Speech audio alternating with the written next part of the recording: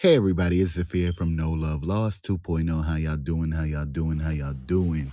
So recently, I just was having a conversation with my friend that was dealing with a guy who, come to find out, we thought he was a good guy all these years. She'd been talking to him, and come to find out, he'd been sleeping with Tom, Dick, and Harry. And I don't know if that includes the dick, but he's basically. I always try to tell people, anybody can put on a mask. Everybody has a poker face, and we have to realize that we have to be able to understand that what people do to us don't mean we have to do it back to them. It's something called not putting the energy into hurting others. So a lot of the times we look at people like, I would never do to you what you have done to me, but you've done it. So now what do I do with it? Do I sit here and seek revenge? Do I sit here and seek to sit here and just be in my hurt? Or do I just move on? Sometimes it's not as simple as just moving on. Sometimes you have to really sit with yourself, by yourself, and reevaluate situations and things that transpire in your life, because ultimately a lot of things that happen to us are due to the things that we put ourselves in. We put ourselves in these situations. We allow ourselves to engage with people who truly do not care for us. They only care for our bodies. And a lot of the times, and when I was in my early 20s, I would have so much sex with men and women, and respectfully, openly, I always let everybody know, when I was doing what I was doing. But what it came down to is I allowed those things to happen. So when certain things transpired or things aroused, I knew what I was doing. I knew that it was at fault of my own for putting myself in situations that I should have never been in. But what do? We allow people to sit here and play in our face, and we allow ourselves to engage with people who truly, once again, don't care. So you can't get mad at somebody for being nonchalant about your feelings, because your feelings, you're responsible for them. I always tell people you are responsible for your heart. You're responsible for your feelings. It's a beautiful thing when we feel like we can give that to someone and trust them with it. But we always have to remember that you got to love yourself ultimately the most. When you love yourself ultimately the most, hopefully, and with prayer, you will attract people who actually genuinely care about you. That can be in a relationship with someone, and that could be a friend. Regardless, if you don't love yourself correctly, how do you expect people to love you that are around you? How are they going to appreciate you and value you and see the value in you, or the value that you have for yourself, if you don't carry yourself with the confidence and the respect and the ability to express your feelings, not only with good language, but not always with cursing and disrespecting and anger. You have to learn how to navigate how you feel in a different way.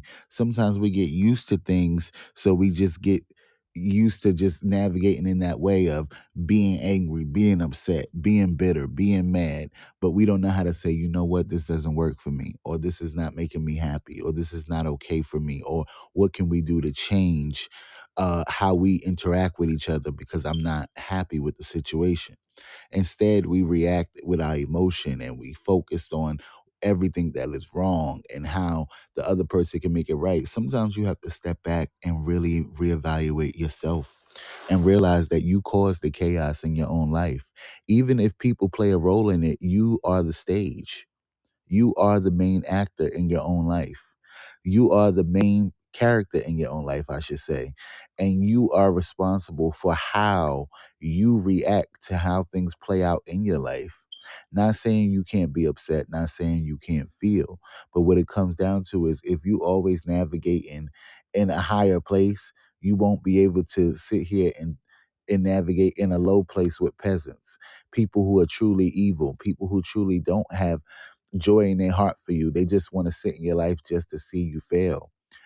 I have a lot of people in my life that call me and tell me, I've been friends with this person 10 years, 12 years. And I always tell people, the length of time does not navigate how long the journey will last.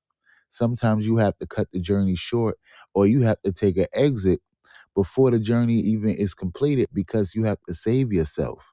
Sometimes we have to save ourselves from the things that we engage with, the people mainly. I've known many times I have been friends with people that I just was like, yeah, this ain't for life, or this ain't gonna be for long, because I already knew that that person truly wasn't for me. But why would I still engage?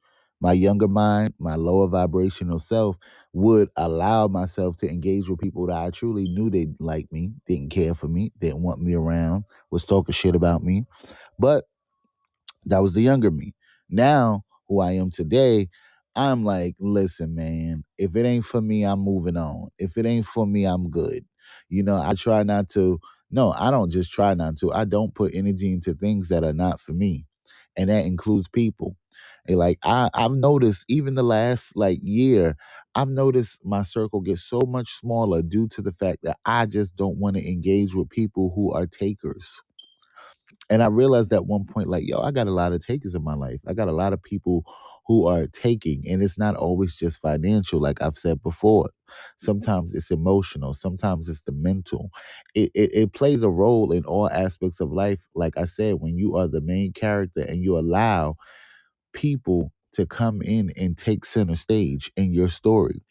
No, you have to be the one to be able to tell your story. You have to be the one to be able to navigate how you want your life to be displayed and viewed. Now, sometimes you don't have that full control, but sometimes you will have that full control if you know how to push people away who are not supposed to be there. And I say, I've done it before. I've done it. I've kept people in my life for years that I knew that it wasn't going to work.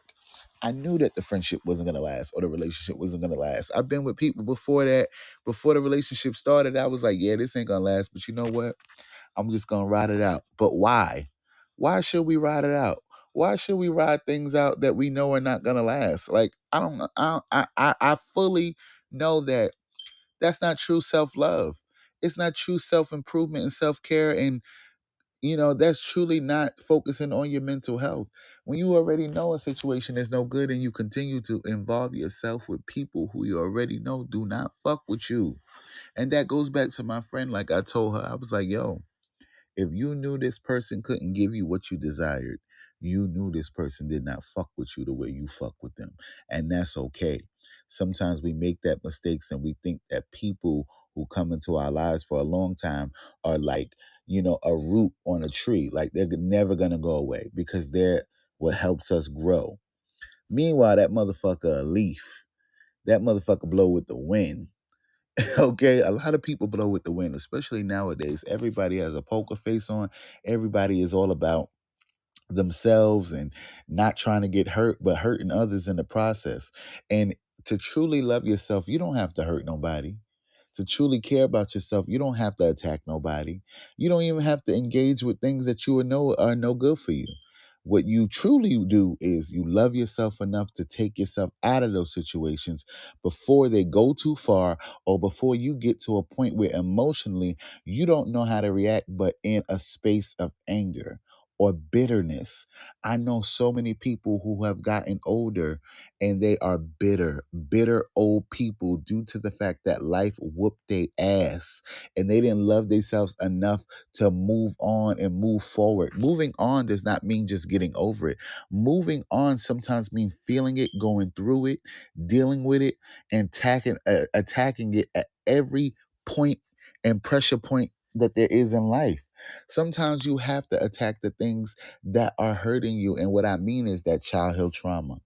You know what I mean? It could be that friend that talks behind your back and but you still stay friends with them. Or that friend who tells you they care about you, but then they use narcissistic behavior because you're not fitting into the mold that they want you to. A lot of the times I see people, friends with people who really do not care about them unless it's a benefit factor. I know people who have come into my life just to benefit. And you know what I do? Now I remove myself. I remove any energy that is not for me. I remove any spirit that is not for me. And a lot of people don't know how to do that because what? We don't know how to disattach. And we only disattach when we are in anger instead of disattaching when we are in peace.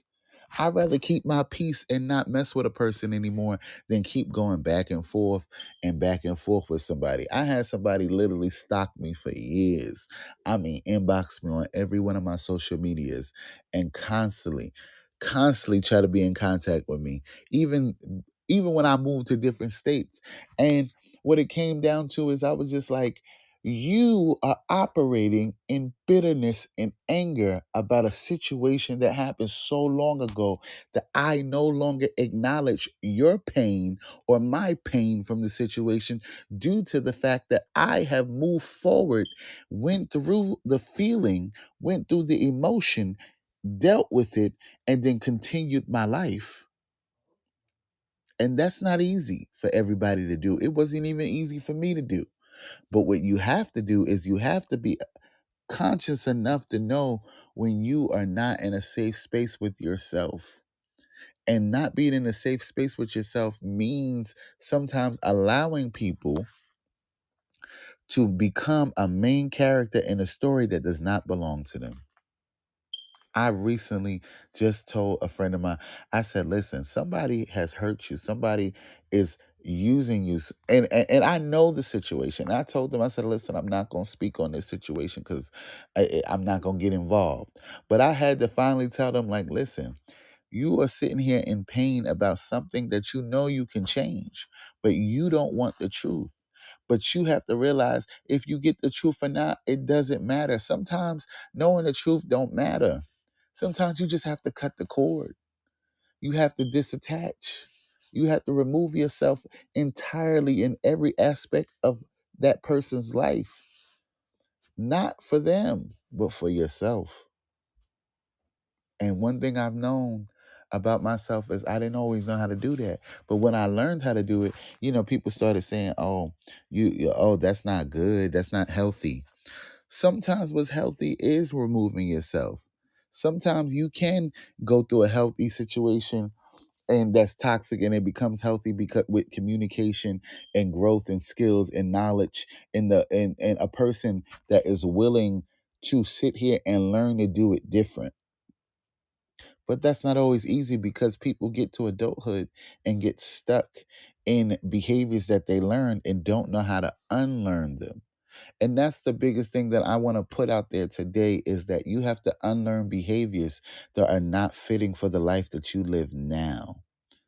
A lot of the times we literally go based off of what we were taught, not realizing that we have to learn certain things on our own and sometimes unlearn certain things on our own due to the fact that the way that we were taught is not the way that we can communicate in our adult life. I realized that a long time ago that my mother operates in anger. And I saw myself in that place at one point in life operating in anger.